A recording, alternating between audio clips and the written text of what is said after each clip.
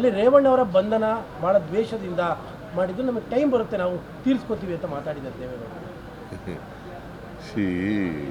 ನಾವು ಯಾರು ಕಾನೂನು ಪ್ರಕಾರ ಮಾಡಿದ್ದಾರೆ, ನಾವ್ಯಾರು ಕೂಡ ಅದಕ್ಕೆ ಇಂಟರ್ಫಿಯರ್ ಆಗಿಲ್ಲ, ಆಗೋದೂ ಇಲ್ಲ.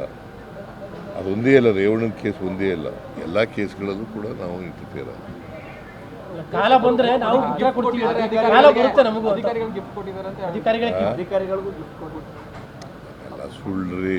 ಅಧಿಕಾರಿಗಳಿಗೆ ಯಾರು ಗಿಫ್ಟ್ ಕೊಡಕ್ಕೆ ಹೋಗ್ತಾರೆ? ಅಲ್ಲ, ಸರ್ಕಾರ ಅಲ್ಲ, ಇಲಾಖೆಯಿಂದ ಬಹುಮಾನ ಘೋಷಣೆ ಆಗಿದೆ.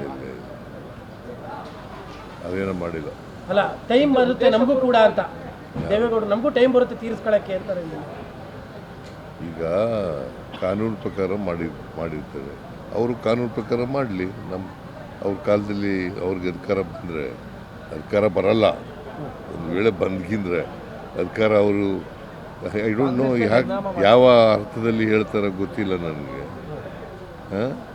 ಅವ್ರಿಗೆ ಹೆಂಗೆ ಅಧಿಕಾರ ಬರ್ತದೆ? 17 ಗೆದ್ದಿರೋರಿಗೆ ಹೆಂಗೆ ಅಧಿಕಾರ ಬರ್ತದೆ?